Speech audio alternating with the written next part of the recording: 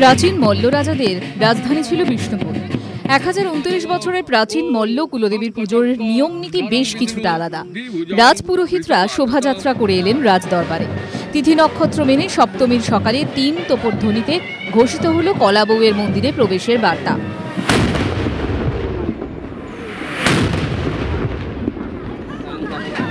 মুহুর্মুহু তোপধ্বনি, আর সেই তোপধ্বনির মধ্য দিয়ে মল্ল রাজ কুলদেবী মৃন্ময়ী মন্দিরে প্রবেশ করলেন মেজ ঠাকুরানী এবং ছোট ঠাকুরানী। স্থানীয় যে গোপাল সাহের রয়েছে সেই গোপাল সাহের স্নান পর্ব সেরে কলা বউকে নিয়ে আসা হলো মৃন্ময়ীর মন্দিরে। মৃন্ময়ী মন্দিরে 1029 বছরের প্রাচীন রীতি মেনে এভাবেই সপ্তমীর পুজো হয়ে আসছে। 4টে মণ্ডপ বলতে কি বোঝায় আপনার মা মৃন্ময়ী, বড় মা, ছোটো মা, 4টে জায়গাতে আপনার পুজো, ভোগ, আরতি, অন্নভোগ একই সিস্টেমে পুজো চলবে। অন্নভোগ হবে, আরতি হবে, মায়ের সব কিছুই চলবে।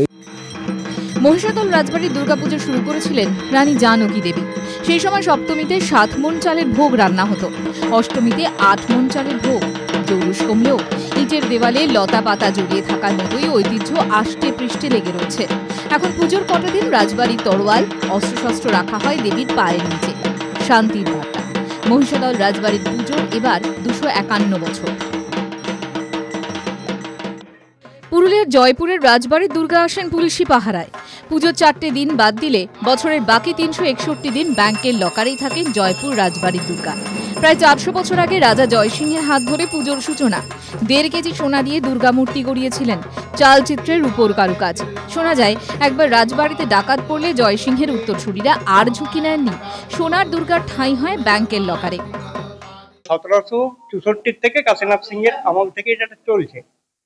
প্রথমে এটা মাটির মূর্তি ছিল এবং খড়ের চালার মন্দির ছিল, কিন্তু দুর্গাপূর্ববশত আগুন লেগে যায়। সোনার 108টি আকবরী স্বর্ণ মুদ্রা দিয়ে সোনার মাকে তৈরি করা হয় এবং 1.5 মণ রূপ দিয়ে চালচিত্র তৈরি করা হয় বেনারসের কারিগর।